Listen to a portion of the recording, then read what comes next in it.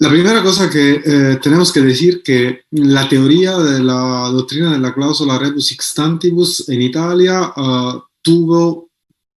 una gran importancia cuando estaba vigente el Código Civil de 1865, o sea, el Código Civil anterior al Código Civil que ahora está en vigor, el Código Civil previgente.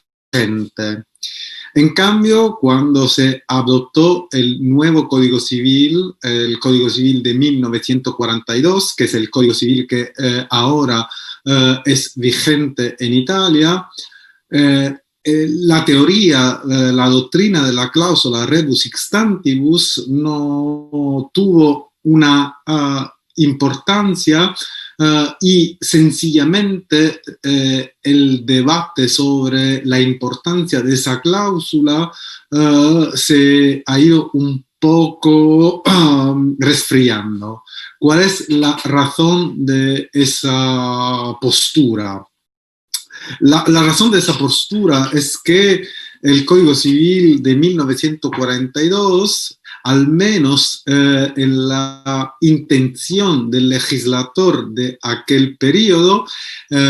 era de hacer de la doctrina de la cláusula de la rebus sixtantibus una regulación específica general en materia de contrato. Y así fue. Porque en Italia tenemos una regulación específica que al fin y al cabo, a pesar de todo, podría considerarse como una regulación, una específica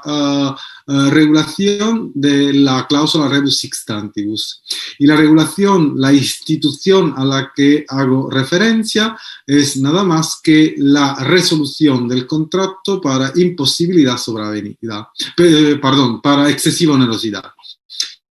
En este sentido tenemos que decir que la codificación italiana del Código Civil de 1942, que es el Código Civil vigente, como decía, es una codificación en la que sustancialmente las patologías del contrato se puede dividir entre la invalidez, en la que tenemos la nulidad, la anulabilidad y también la rescisión,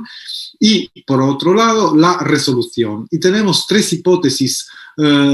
importantes de resolución del contrato. Y las hipótesis a las que hago referencia son la resolución del contrato por incumplimiento, la resolución del contrato por imposibilidad sobrevenida y tercero y último, la resolución del contrato por excesiva onerosidad de la prestación.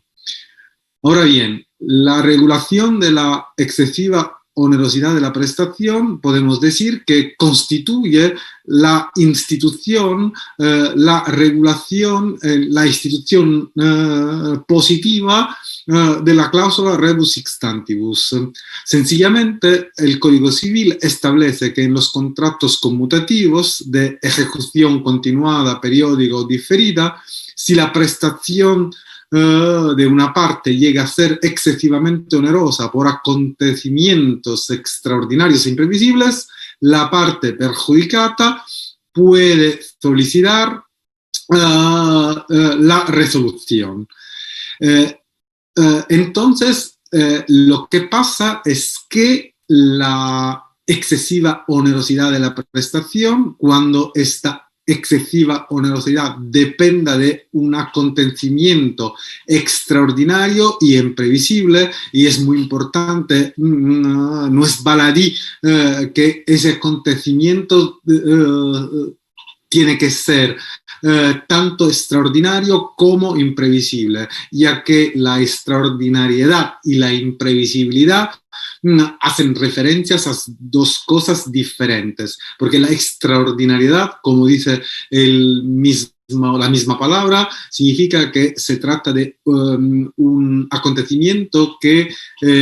es diferente y que rompe, que corta la ordinariedad de los acontecimientos. En cambio, la previsibilidad